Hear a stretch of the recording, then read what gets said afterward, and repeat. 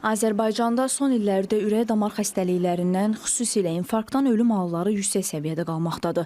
Statistikada göstərir ki, qan dövranı sistemi xəstəliklərindən ölənlərin sayı son 3 ildə 33-35 min nəfər arasında dəyişməkdədir. Bu xəstəliklər ölkədə ümumi ölüm hallarının təxminən 54-60% əhatə eləyir. Bu fakt Azərbaycanın bu sahədə dünyada ən yüksək riskli ölkələrdən birinə çevirib. Son dövrlərdə isə xüsusilə gənclər, məktəblilər və tələbələr arasında ürək-damar problemləri ilə bağlı müraciətlər artmaqdadır.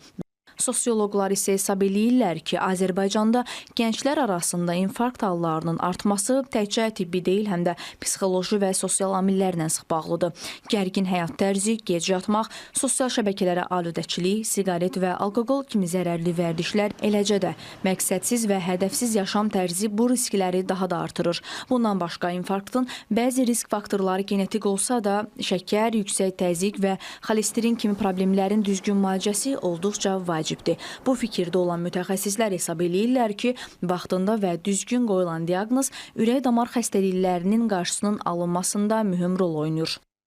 Bunun ən önəmli səbəblərindən birisi gənclər arasında yayğın şəkildə yayılmış siqaret istifadəsi. İkinci ən önəmli səbəblərdən birisi sedantar yaşam dediyimiz hərəkətsiz bir yaşam tərzi.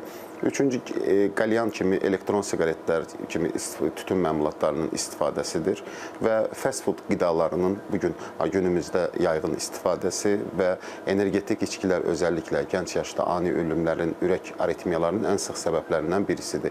Və əlbəttə bunun altında yatan başqa bir səbəb də var, genetik faktordur.